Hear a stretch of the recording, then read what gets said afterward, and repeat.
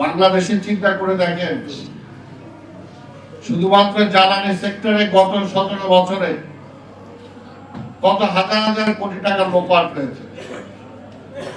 যদি এটা লোপাট না হতো, এটা যদি দেশের কল্যাণে, মানুষের কল্যাণে কাজে লাগতো, তাহলে তো টাকা তো কোনো সমস্যা ছিল না। যেটা আমার একটা কিনতে লাগবে 10 টাকা, সেটা যদি আমি 2000 টাকা দিয়ে কিনি, তাহলে তো টাকা এভাবেই শেষ। আর যেটা 10 টাকা দিয়ে কেনা দরকার, সেটা আমি 10 টাকা দিয়ে যদি নিশ্চিত করতে পারি, তাহলে তো আমার কত টাকা বেঁচে আসলো। ঠিক প্রত্যেকটা সেক্টরে দেখেন, কিছু লোক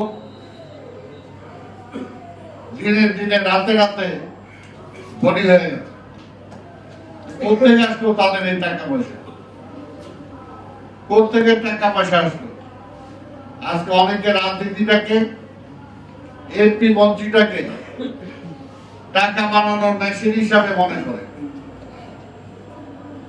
কিন্তু এমপি মন্ত্রী তো টাকা বানানোর মেশিন না, তারা তো রাষ্ট্র পরিচালনার মেশিন।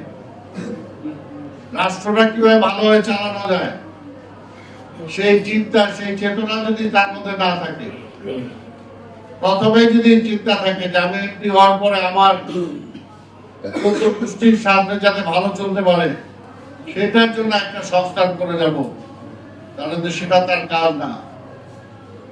যার কাজ যেটা, সেটা যদি আমরা নিশ্চিত করতে পারি, তাহলে কিন্তু অসুবিধা হওয়ার কথা না। আজকে এমপি হওয়ার জন্য সবাই দৌড়াদৌড়ি করছেন, কারণ এমপিটা আজকে একটা লাভজনক ব্যবসায় চলে আসছে। এমপিদের কোনো ব্যবসার সাথে সম্পৃক্ত থাকার কোনো সুযোগ নাই। এমপিদের কোনো প্রফিটেবল কোনো কাজের সাথে সম্পৃক্ত থাকার সুযোগ নাই। এমপিদের কোনো ডেভেলপমেন্ট ওয়ার্কে সম্পৃক্ত থাকার কোনো সুযোগ নাই। এমপিদের শুধু রাষ্ট্র পরিচালনা কিভাবে হবে, সেটার জন্য পার্লামেন্টে বসে তারা আইন প্রণয়ন করবে, কিন্তু এখন কিন্তু সেটা নাই। এমপিরা গম বেচা, গম কেনা, গম ডিস্ট্রিবিউশন, রাস্তা কিভাবে হবে সেটাও তাকে ঠিক করতে হবে। এটার জন্য দুর্নীতির সাথে তারা সম্পৃক্ত হয়ে পড়ে। এর জন্য আমাদেরকে সে আইনটাকে কঠোরভাবে আমাদেরকে মানতে হবে। যার যে কাজ, উপজেলা চেয়ারম্যানের কাজ এমপির কাজ এক না, এটা ইউনিয়ন পরিষদের কাজের চেয়ারম্যানের যে দায়িত্ব, সেটা তার দায়িত্ব হলো গম কিভাবে নিবে রাস্তার জন্য, সেটা তার কাজ। এমপির কাজ সেটা না।